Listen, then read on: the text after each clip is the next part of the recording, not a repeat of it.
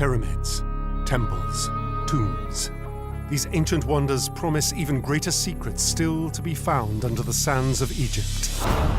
Now, cutting-edge science decodes the mysterious land of the pharaohs. With modern technology, we are gaining an insight into the way the ancient Egyptians lived and the manner in which they died. This time, the mysteries behind Egyptian genius. Can scientists explain bizarre markings in the desert, first spotted from outer space? The landscapes are like these post-apocalyptic wastelands, like an explosion went off. Can a new lab experiment reveal Egyptians as the first surgeons? Do they understand medicine hundreds of years before the Greeks? And can modern technology shed light on how a pharaoh's capital city was discovered in two places? Without the advent of a new scientific technique, we wouldn't be able to understand that story. Ancient clues unearthed, long-lost evidence re-examined, precious artifacts brought into the light of the 21st century. These are Egypt's unexplained files.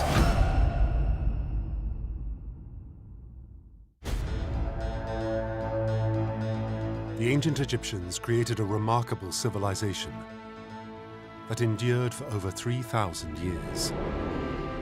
And throughout Egypt's history, this extraordinary society pushed the boundaries of medicine, art, and engineering. It was genius that built the ancient world's greatest cities. And it was genius that rescued one such city from disaster. 1939, the great archaeologist Pierre Montet believed he'd found the remains of a great pharaoh's lost capital, Pi-Ramesses. He was kind of dazzled by the statues and the obelisks and the inscriptions. Then, in the year 2000, the results of a 30-year magnetic scanning project appear to blow Montet's theory apart. It shows the location of the city nearly 20 miles away.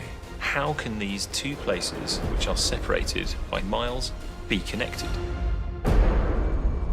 Tanis, in the northeast of the Nile Delta, French archaeologist Pierre Montet marvels at his incredible discovery of monuments, all dedicated to one of the greatest pharaohs of all time. All around him, he sees monuments of Ramesses II. His name and his image is everywhere. For 30 years, it was believed Montet had found the lost capital of Pi-Ramesses, until experts began to question his findings. He didn't really try to confirm it by looking for pottery, by looking for small finds, which really would tell you scientifically what the date of the site was. In the late 60s, archaeologists begin to examine the small artifacts from the site.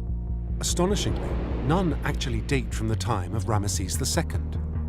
Instead, they're from 1000 BCE, 2 centuries after his reign. Archaeologists now ask, could the great Montet have been wrong? Some people jump to the wrong conclusion that this had to be that city. The search for Pi-Ramesses begins all over again. For archaeologists, the lure of this lost city is irresistible. A great capital, extolled in ancient poetry and named in the Bible itself.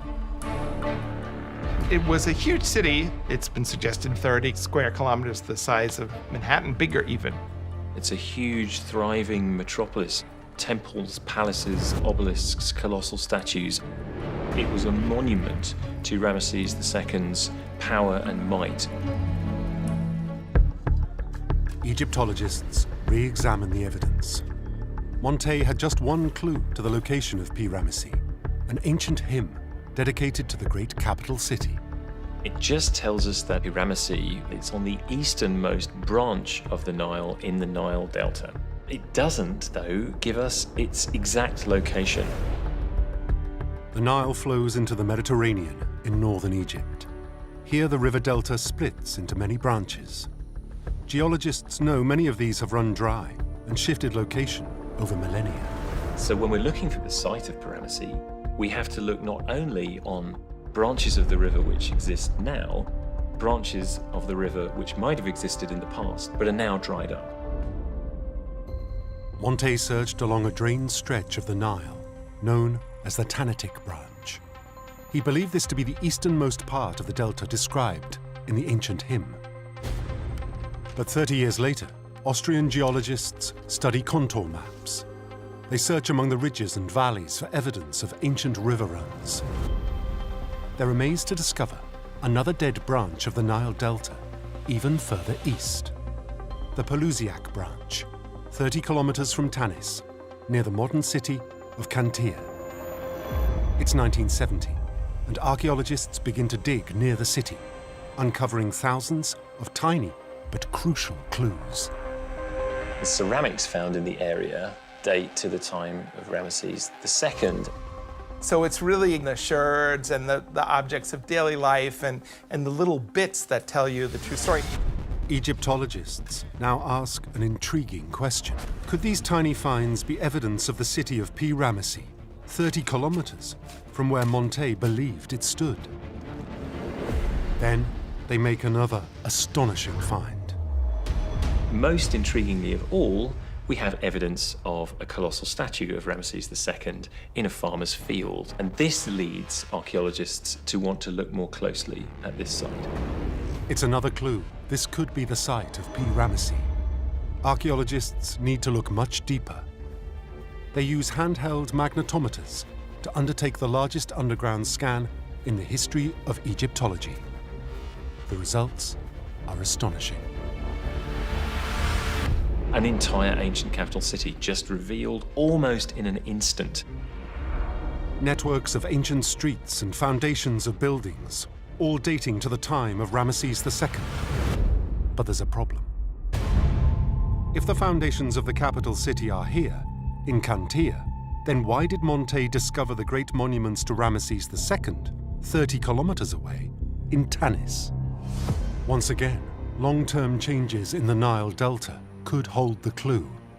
The branch that Pi-Ramesses was located on, the Pelusiac branch, silts up gradually, so it eventually makes the site useless. It's not a good port anymore.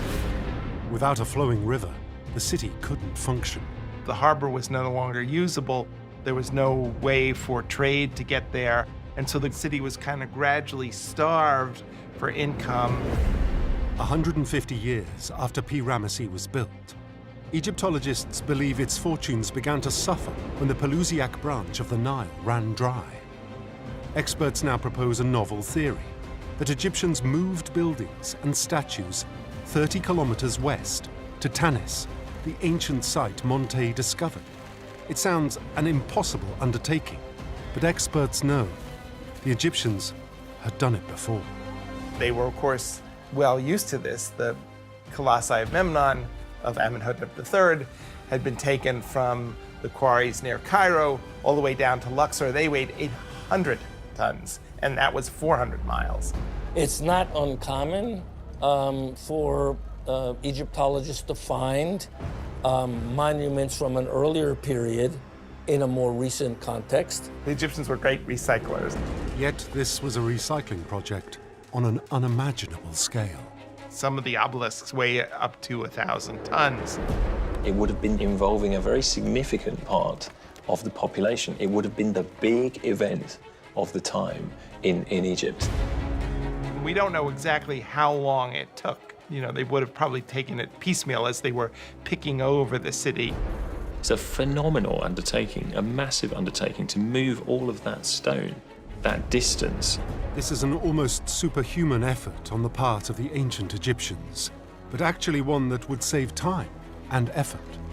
The alternative would have been to build from scratch, and that would mean quarrying stone anew and bringing it from quarries which would have been a long way away, further away from Tanis than Pi-Ramesses is. It was a lot cheaper to try to retrofit older monuments, and you'd get it up in a hurry.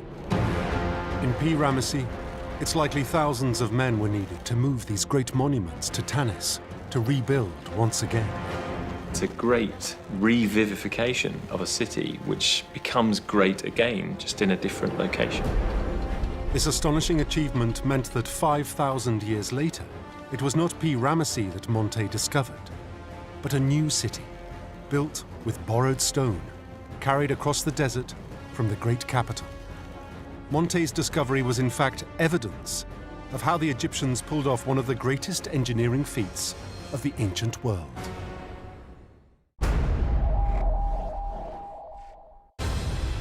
The great monuments of Ramesses' capital stand in Tanis to this day. Symbols of the ingenuity of ancient Egyptian engineering. Treasures like these were proudly displayed for all to see. But many unknown wonders still lie hidden beneath the sands. And it's not only archaeologists who search for them.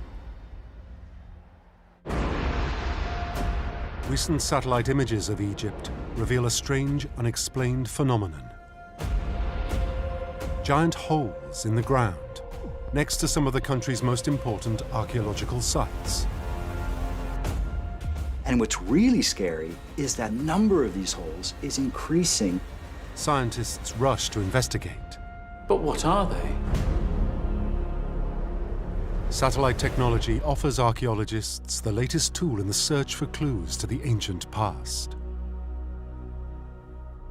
But these images taken from space in 2012 have baffled the experts. The landscapes near these archaeological sites are like these pockmarked, post-apocalyptic wastelands, like an explosion went off. Many of the sites end up looking like Swiss cheese. As they seek an explanation for these deep craters near precious ancient sites, a new and unusual clue comes to light. Not in Egypt, but over 400 miles away, in Jerusalem, Israel. The Israeli authorities actually found 2 Egyptian sarcophagi in an antiquity shop in Jerusalem. To experts, it's uncommon to see treasures such as these for sale outside Egypt. It's not unheard of that you would see Egyptian artifacts excavated from Israel. However, a large sarcophagus, that's not typical in Israel. The 2 ancient artifacts had been treated with little care. Both were damaged beyond repair. Investigators believe these treasures have been looted to be sold illicitly in Israel. The seller may say the item is authentic. That doesn't mean it's legal. Could the holes in the desert be evidence of criminals digging for sarcophagi and other prizes of antiquity? Ancient Egypt's riches have certainly always been under threat from thieves. It's a very old practice. As far as crime is concerned, you could in fact say it's the world's 2nd oldest profession. One of the most famous tomb raiders was an Italian who operated in the early 19th century. There was one man, an Italian, Giovanni Belzoni, who was a master tomb robber. Belzoni had an unusual set of skills that made him perfect for the job. He was trained as a circus man, and he was actually a crack engineer, also self-trained. And he was hired by a number of wealthy men in Europe to get stuff for them. Belzoni earned his reputation by stealing some of Egypt's most impressive artifacts, with stunning bravado. Well, Belzoni makes his name initially by removing the bust of Ramesses II from outside the Ramesseum and hauling it down the Nile to Cairo for shipment to England. Stealing priceless treasures and smashing others in the process, Belzoni also brazenly left his calling card at the scene of his crimes. Belzoni wasn't shy about putting his name everywhere he could. And if you're a tourist in Egypt today and you climb into the burial chamber of King Khafre, one of the great pyramids on the Giza Plateau, you will see the name Belzoni as big as possible on the walls. The story of Belzoni is evidence of the extreme lengths tomb raiders will go to steal Egyptian artifacts.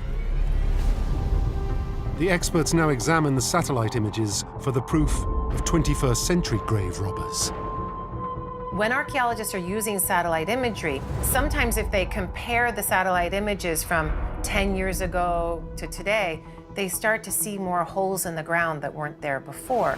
Clustered around key archaeological sites, these holes are revealed on closer inspection to be deep vertical shafts, tunnels dug by modern thieves searching for ancient treasures.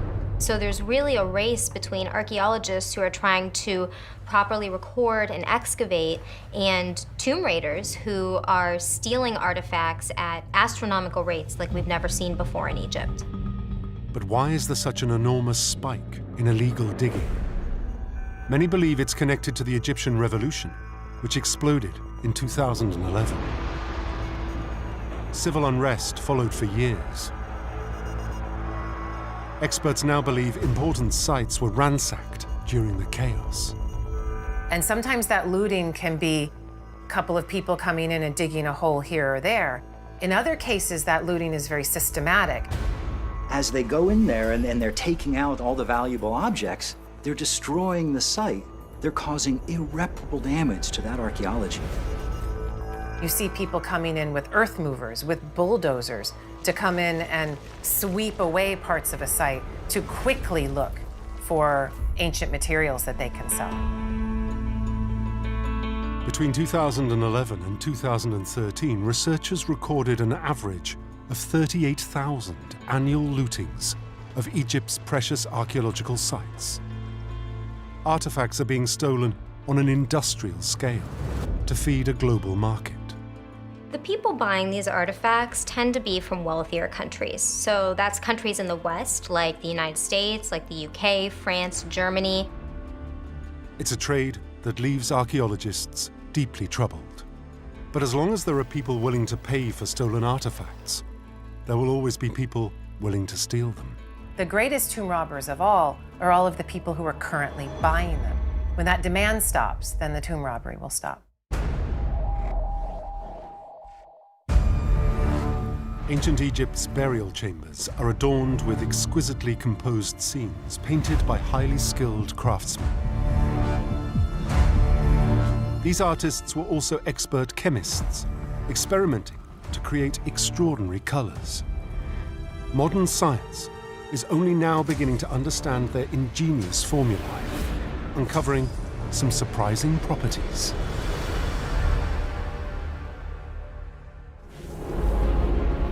Produced to create beautiful art 4,600 years ago, the world's first artificial pigment, Egyptian blue. Egyptian blue was extraordinarily important throughout the ancient world. Incredibly, researchers now believe this material may hold within it the key to revolutionize forensic science.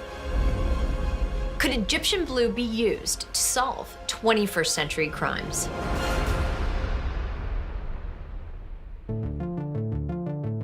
For the ancient Egyptians, blue was a sacred color. It has connotations as a color with fertility, with creation, with everything relating to the skies above them. They wanted to incorporate this cherished color into their art, but there was a problem. Blue is not available naturally. It doesn't occur in too many substances. Reds, yellows are common among different kinds of pigments, but blue is something difficult to create. In 2600 BCE, to overcome this, the ancient Egyptians embarked on a chemical experiment and made a breakthrough. I think we can pretty safely say that the Egyptians were phenomenal chemists of the ancient world, and they clearly experimented. The Egyptians found a way to create Egyptian blue using substances around them, basically sand, using copper, calcium. So these are very common substances. Balls of the mixture were placed into clay jars and put into ovens, heated at 1,000 degrees Celsius. The finished product was then thoroughly ground down, and they had the world's first artificial pigment. Its chemical name, calcium copper tetrasilicate. The color, a striking blue. The ancient Egyptians were incredibly resourceful, and there essentially was not a problem that they couldn't solve through tenacity and use of the resources at their disposal. This vibrant color stunned the ancient world. But now, thousands of years later, it's Egyptian blue's hidden qualities that are exciting modern forensic scientists. Centuries ago, reliefs like these were once painted with the famous pigment. The color has faded to the naked eye, but using high-tech infrared cameras under the right lighting conditions, the remains of the Egyptian blue pigment reveals itself in a dazzling, luminescent glow. This paint, thousands of years old, can show up using a modern scientific technique. Despite differences in temperature, oxygen levels, lighting conditions, this substance can still be found after thousands of years. The ancient Egyptians, in creating this blue color that was so desirous to obtain, they actually stumbled across something that was extraordinarily durable, even if not to the naked eye. Several millennia later, would still be detectable. 2016, a team of researchers at Curtin University in Perth, Australia, see an opportunity. Could Egyptian blue's twin qualities of luminescence and durability be the key to solving a long-term problem in the forensic field of fingerprinting? This could then potentially be a game changer for forensics. When forensic teams arrive at a crime scene, they dust surfaces with a powder of contrasting color, which sticks to the fingerprints left behind. Traditional fingerprinting powders, for instance, are made out of plant resins or a kind of soot. But these crime scene teams are facing a challenge. On particular problem surfaces, the traditional powders are just not working. With modern technology, polymer banknotes, highly patterned surfaces, it's incredibly difficult to be able to obtain fingerprints for a number of these surfaces. Researchers were intrigued by Egyptian blue because it might have an application for dusting for fingerprints. And even in a patterned surface, using Egyptian blue might enable the fingerprints to stand out more in scientific testing than traditional techniques. The researchers at Curtin University believe Egyptian blue's hidden power, bright luminescence, and an ability to stick to a surface for so long, means it may have the answer forensic science is looking for. Following the ancient recipe in the lab, they mix the Egyptian blue compound and then grind it down into microscopic particles. They dust the Egyptian blue pigment onto fingerprints on a polymer banknote, a surface on which traditional dusting powders can falter. The surfaces are then illuminated in white light and photographed with a special camera which can detect infrared rays. The images are astounding. Even though it's a surface that would otherwise not lead to the preservation of a fingerprint, this particular substance, Egyptian blue, actually left some residue behind. The researchers compare the testing methods on soft drink cans, first using traditional powders, and then with Egyptian blue pigment. It reveals a vast improvement. Applying the blue pigment to other problematic surfaces, including patterned tiles and glass, the prints are incredibly clear.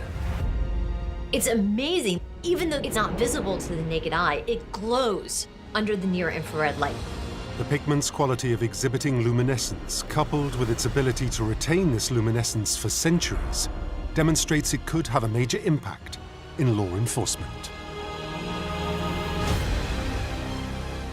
What I find absolutely incredible is the fact that ancient technology, through the synthetic pigment Egyptian blue, is being used now in the 21st century. It's kind of amazing to think that Egyptian blue could actually be used to catch criminals very soon.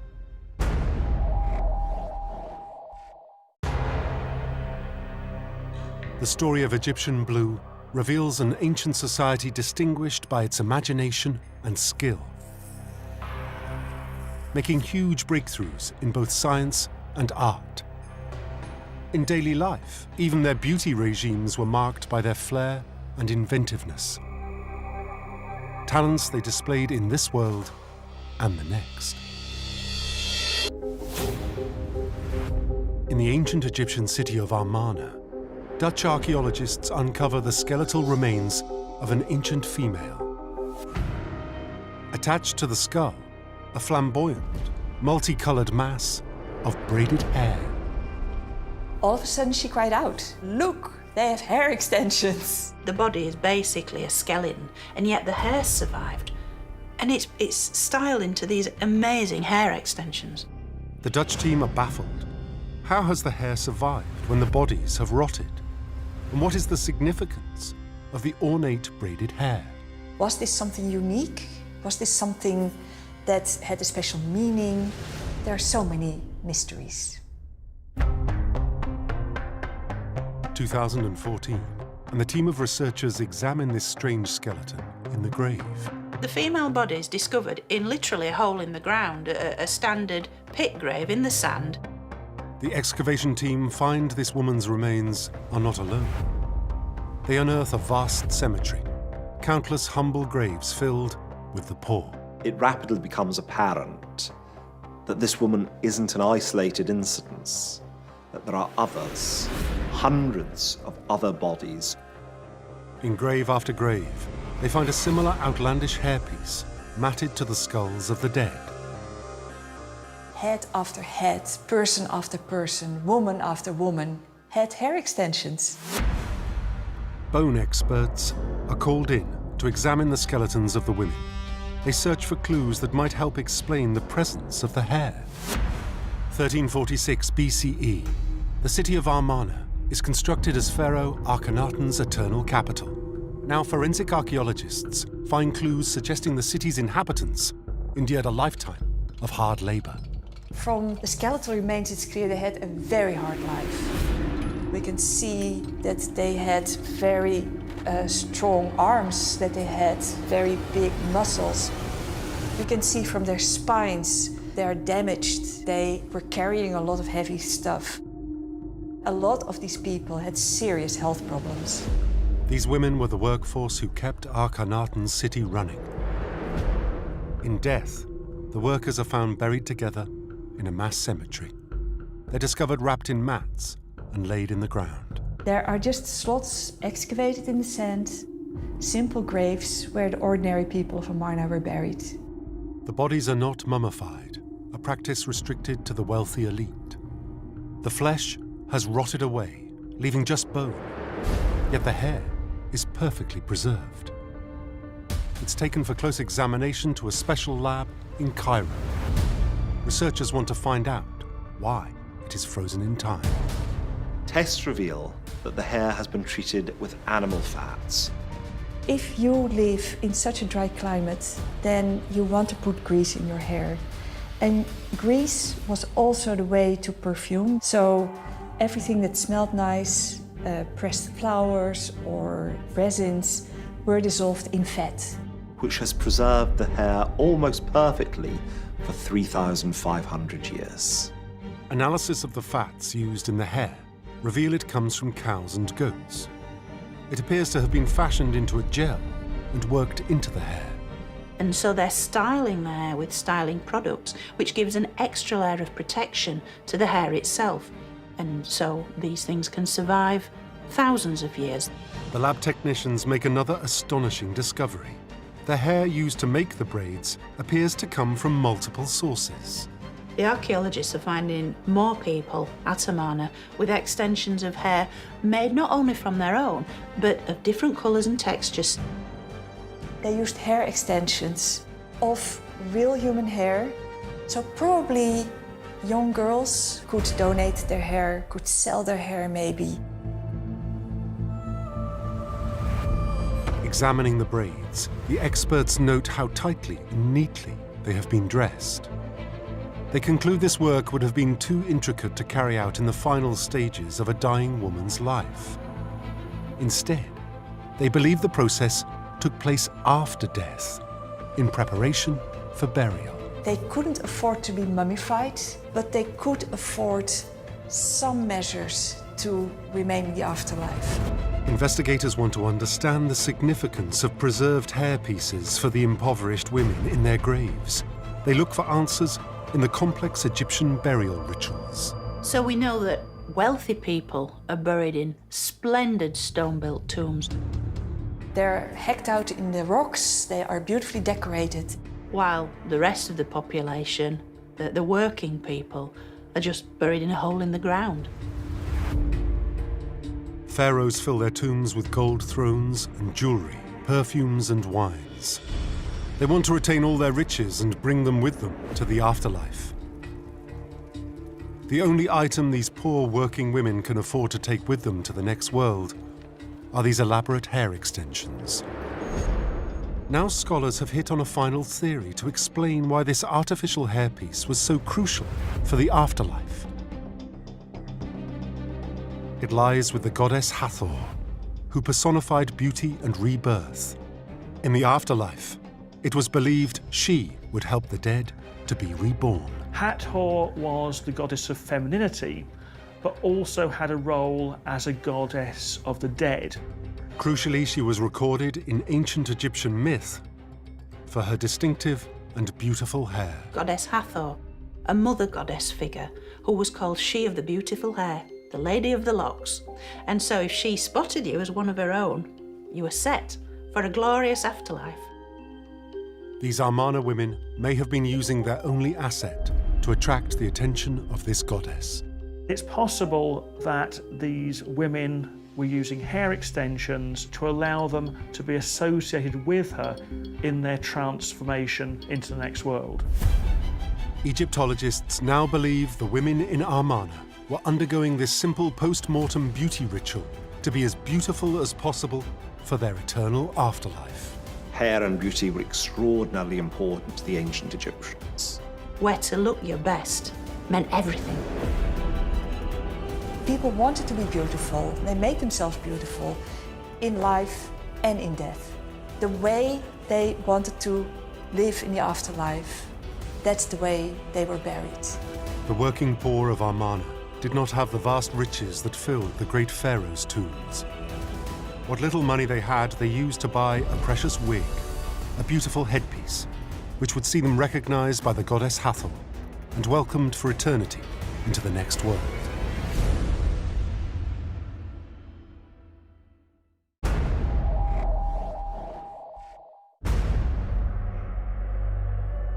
The precious hair extensions of the women buried in Amarna demonstrate the resourceful nature of Egyptian genius. We know so much about their achievements because they were so determined to record them. This is why they created hieroglyphs, one of the first written languages on the planet. 2017, a rock face 50 miles south of Luxor. Archaeologists are amazed when they discover a collection of giant hieroglyphs, each one 2 feet high. Why were the hieroglyphs so big? This is almost like an ancient billboard. These unique and mysterious signs are some of the earliest ever found. Over 5,000 years old, they predate the pyramids and the Sphinx. This was really about the last thing we expected we would find. The expert's task is to decipher these ancient symbols and reveal this message from antiquity. What are these hieroglyphs trying to tell us? 100 feet above an ancient crossroads by the Egyptian village of El Hoi, a team from Yale University, led by Professor John Darnell, examined the earliest hieroglyphs ever found on this scale. This is big, it's out in a public space, it's overlooking these roads, it's definitely meant to be seen by people from a distance. These mysterious hieroglyphs date back to the birth of the entire language at around 3,200 BCE. 3 of them depict birds. 2 large stalks standing back to back. Between and slightly above them, we have an ibis. Professor Darnell recognizes these symbols instantly. That arrangement evokes the horizon for the Egyptians. The 2 horizon hills with the sun rising in between. The solar cycle, we feel pretty confident that it's a statement of cosmic power. The solar cycle is the rising and falling of the sun each day. It affects this life, it affects the afterlife. Ancient Egyptian religion, at its very core, is a solar religion. Cosmic power and the solar cycle, the first clues to the meaning of the message on the rock face. But to the untrained eye, the remaining hieroglyph on the wall is more difficult to decipher. Armed with the knowledge of early Egyptian iconography and inscriptions, Professor Darnell knows he has seen this hieroglyph before. Back in 1995, at the site of Jebel Uti, 25 miles northwest of Luxor, he and his team made another incredible discovery as they scrutinized scratchings in the rocks, also dating back over 5,000 years. The Scorpion tableau is a rock art scene with early hieroglyphic annotations. It appears to date to the same time as the El Hawi inscription. The Scorpion King tableau shows the king, King Scorpion, in battle. The Scorpion King was the first king of the unified Upper Egypt. Beside this figure of the king, a familiar symbol can be identified. The symbols that were found on the Scorpion tableau were very similar to the symbols that were found by the Yale team. The exact same sign appears in that tableau as well. Professor Darnell has a theory as to what this symbol carved into both walls in the same time period actually is. The sign of a bull's head on a pole. It is identical. A clue to what the bull represents comes in the form of one of ancient Egypt's most iconic artifacts, also dating back just over 5,000 years. The Narmer palette. So-called Narmer palette, which is heavily adorned with images which seem to show the unification of Egypt by one king.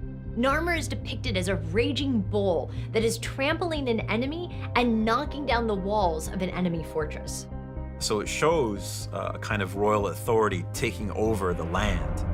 It's clear that in the Egypt of 5,200 years ago, the figure of the bull symbolized the royal leader. The bull is a symbol of power. We can say that the symbol of the bull represents the ruler, the pharaoh of Egypt. Now, the world's oldest hieroglyphs of this size on the cliff face at El Hawi can be pieced together, and Professor Darnell can reveal this message from antiquity. This seems to be a statement that now there's a central authority. Now there's a focus for religious activity. Now there's a representative of these cosmic powers on Earth. The king is showing his absolute authority to his subjects. What this billboard is advertising is royal power and control. The king is the one who's actually in charge of the solar cycle. That makes him the god. In 3200 BC, this message was carved in large hieroglyphs into the rock face. Every traveler pausing at these crossroads could be left in no doubt of who was in total control of both the land and the sky that surrounded them: the pharaoh.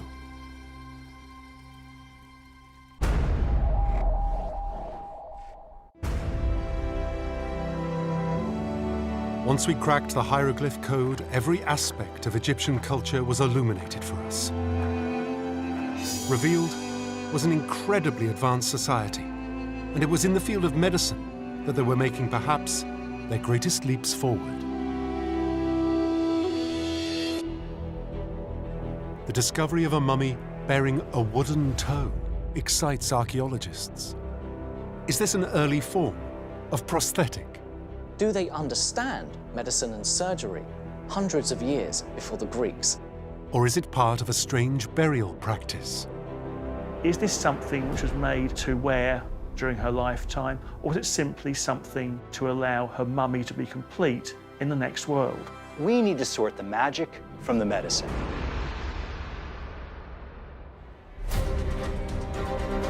This curious artifact is uncovered in a tomb west of Luxor. The toe is found attached to the foot of a female mummy and is nearly 3,000 years old.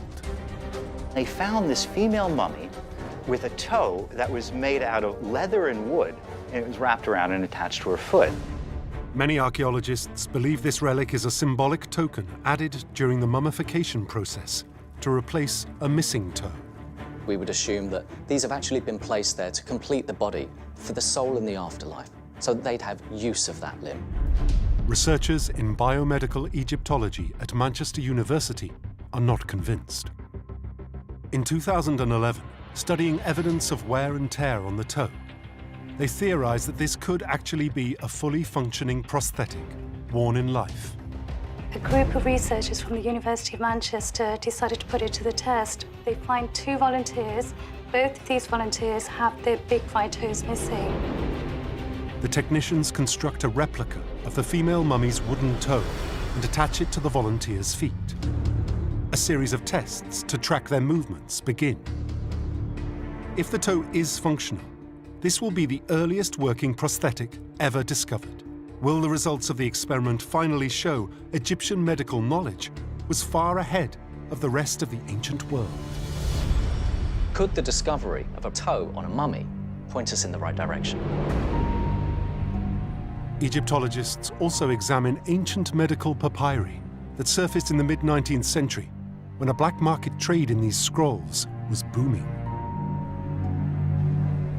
A few of these documents point to Egyptian physicians as possessing far more advanced medical knowledge than we ever thought possible.